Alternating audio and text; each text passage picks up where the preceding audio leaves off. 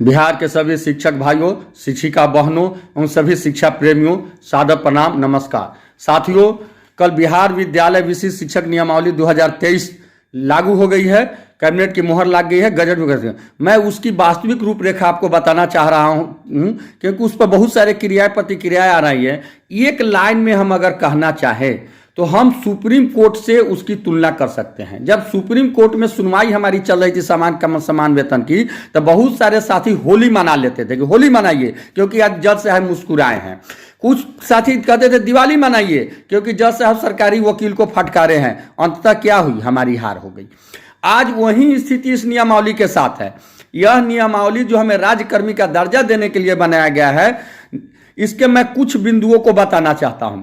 सबसे पहले इस नियमावली के कंडिका 3 में देखिए, जिसमें स्पष्ट रूप से जो संवर्ग निर्धारण किया गया है, संवर्ग का गठन है, उसमें स्पष्ट है कि स्थानीय निकाय के विभिन्न स्तरों, पंचायती राज नगर निकाय द्वारा नियुक्त सभी शिक्षकों को नियम 4 के तहत सक्षमता परीक्षा उत्तीर्ण करना आवश्यक होगा तथा सक्षमता परीक्षा में उत्तीर्ण होने एवं ऐसी सक्षमता परीक्षा के उपरांत आवंटित विद्यालय में योगदान के पश्चात वे विशिष्ट शिक्षक कहलाएंगे। अब विशिष्ट शिक्षक जब कहलाएंगे तब उन पर यह नियमावली लागू होगा। जब तक विशिष्ट शिक्षक नहीं बनते हैं तब तक उन पर नियमावली लागू नहीं होगा। यानी आप सक्षमता परीक्षा पास कीजिएगा और उसके बाद जो पोस्टिंग की प्रक्रिया है उसमें है कि 3 जिला का आपको ऑप्शन देना है। वरीयता के आधार पर आपका पोस्टिंग होगी।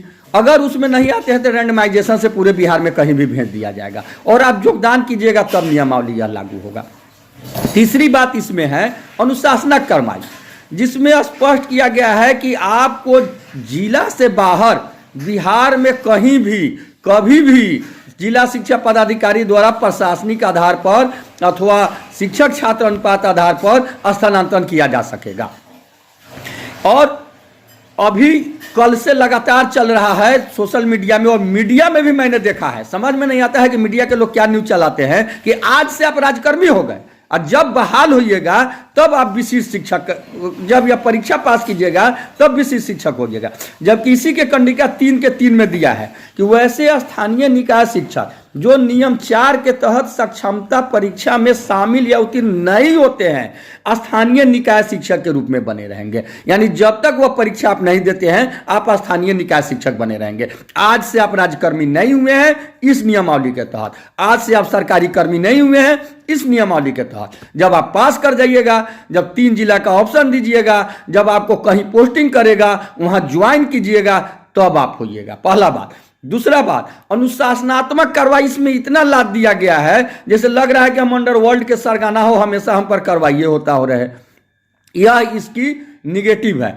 तीसरी बात, हमें वेतन संरक्षण का लाभ दिया गया है, हमें इंडेक्स संरक्षण का लाभ नहीं दिया गया है। जैसे आज के डेट में हम 29,530 रुपये मेरा बेसिक स्केल है, हम अगर जाते हैं राजकर्मी में तो वही स्केल हमको मिलेगा, जबकि हम इंडेक्स 13 में हैं। नियमता होना चाहिए कि अगर हम जाते हैं तो हमें इंडेक्स 13 में जो इंडेक्स 13 में है वह हमें लाभ मिलना चाहिए। जैसे इंडेक्स 13 में है इसमें 35,640, तो हमें 35,640 मिलना चाहिए, लेकिन वो हमें नहीं मिलेगा। हमारा इंडेक्स घट के आ जाएगा 8 पर, 30,750 मिलेगा। यानी जो वेतन हम अभी पा रहे हैं वही वेतन हमें मिलेगा, हमें वेतन का कोई लाभ नहीं होगा।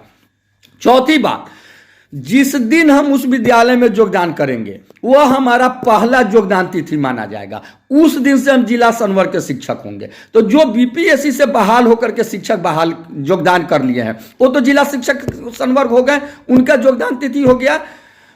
तो अलग अलग संवर्ग में वरीयता निर्धारित होगा। हम लोग बार बार मांग कर रहे थे कि बीपीएससी में और हम लोग में वरीय कौन होगा, यह इसमें कहीं स्पष्ट नहीं है। तो जब दोनों एक विद्यालय में होगा, दोनों जिला संवर्ग होगा, तो जो पहले जिला संवर्ग में योगदान किया है वह सीनियर होगा, यानी बीपीएससी वाला हम लोग से सीनियर हो जाएगा। यह कहना है आज के इस नियमावली का। यह हमारी सीनियरिटी भी मारी गई। तो लगातार इस नियमावली से हमें लाभ कहीं कुछ नहीं दिखाई दे रहा है, सिर्फ हानि ही हानि दिखाई दे रहा है। अब आपकी मर्जी है कि आप खुश होकर के ताली बजाइए, होली मनाइए, दीपावली मनाइए, ईद मनाइए, या फिर माथा पर हाथ रख के रोइए, या अपने अधिकार के लिए लड़िए, संघर्ष कीजिए, आगे आइए, अपनी आवाज को उठाइए, अपनी आवाज को सरकार तक सुनाइए।